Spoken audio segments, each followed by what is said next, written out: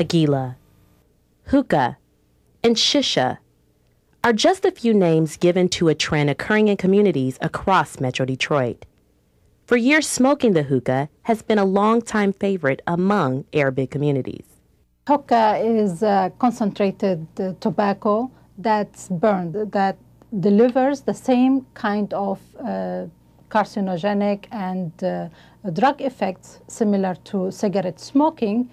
There are some differences or additional, I guess, side effects from smoking hookah related to the pipe, that multiple users can use the same pipe, and that will increase the chances of getting infections.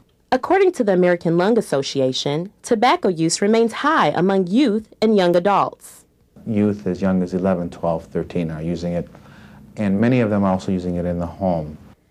Dr. Abbas says there's a misconception about smoking the hookah because people do not associate it with cigarette smoking.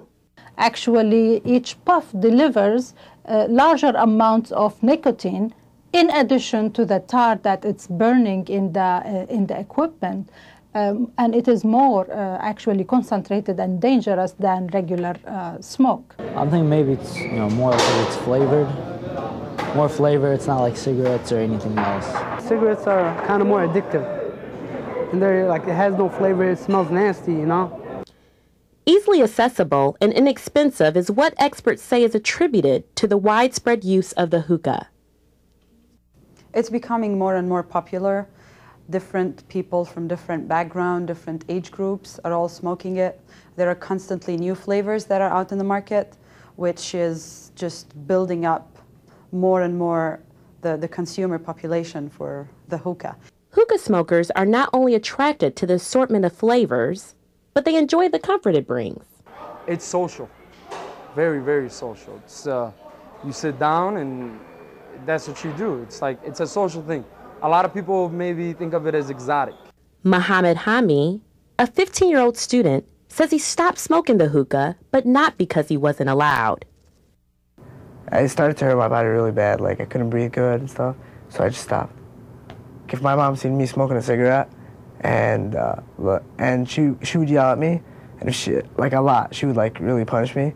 But if she seen me smoking like the hookah or that, she wouldn't mind as much.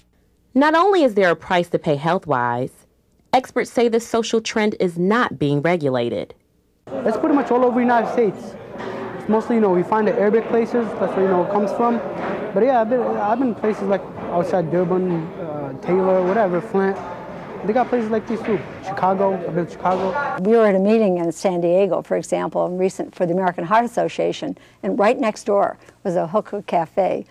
And most everyone knows California is a smoke-free state.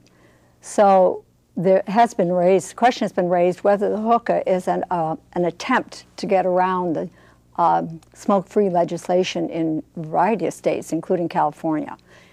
It is not stated in their law, and it is not governed by laws in this state either. Only in Michigan. Michigan only says that adolescents cannot smoke tobacco, but there's not any other information about the nature of that type of tobacco they cannot smoke.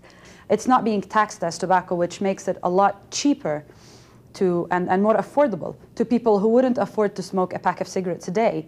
They could afford to smoke the hookah. You can get it delivered to your home if you wanted to. You can go to restaurants, to cafes, you can go over to your friend's house. People are giving this as birthday presents. It's that affordable. Experts say if society doesn't get a handle on this trend, we could see a rise in the same diseases caused by cigarette smoking. You'll see a reversal of all the efforts and finances and energies that have been put forth over the last 15, 20 years. And furthermore, we'll have a younger generation that is addicted to tobacco, which might be higher than cigarette smoking, for example. And of course, paying the effects of that through the healthcare costs. So this is what we might face and probably will face if it's not being addressed on a timely fashion. We hope that people would change their attitudes, their favorable attitudes towards this form of tobacco smoking. We want them to think that it's not okay for somebody who doesn't smoke cigarettes to smoke this. Now you ask people, do you smoke? They'd say no. Do you smoke hookah? Yes. So it's not in people's minds that when they're smoking hookah, that they're smoking tobacco.